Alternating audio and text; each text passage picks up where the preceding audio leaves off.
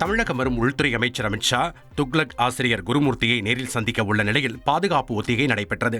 சென்னைக்கு வருகை தந்துள்ள உள்துறை அமைச்சர் அமித்ஷா மாலை 4:20 மணியளவில் துக்ளக் ஆசிரியர் குருமூர்த்தியை மயிலாப்பூரில் உள்ள அவரது இல்லத்தில் சந்தித்து பேசுகிறார். சுமார் 1 மணி நேரத்திற்கு இந்த ஆலோசனை நடைபெறும் என கூறப்படுகிறது. இதன் காரணமாக அங்கு பாதுகாப்பு வாகனங்கள் மூலம் ஒத்திகை பார்க்கப்பட்டது. மேலும் போக்குவரத்து சீர் செய்வது, சிசிடிவி கேமராக்களின் செயல்பாடு உள்ளிட்ட பாதுகாப்பு முன்னேற்பாடுகள் குறித்தும் ஆய்வு செய்யப்பட்டது. சிங்கப்பூரில் பள்ளியில் ஏற்பட்ட தீ விபத்தில் காயமடைந்த ஆந்திர துணை முதல்வர் பவன் கல்யாணின் மகன் மார்க் சங்கர் சிகிச்சை முடிந்து வீடு திரும்பியுள்ளார்.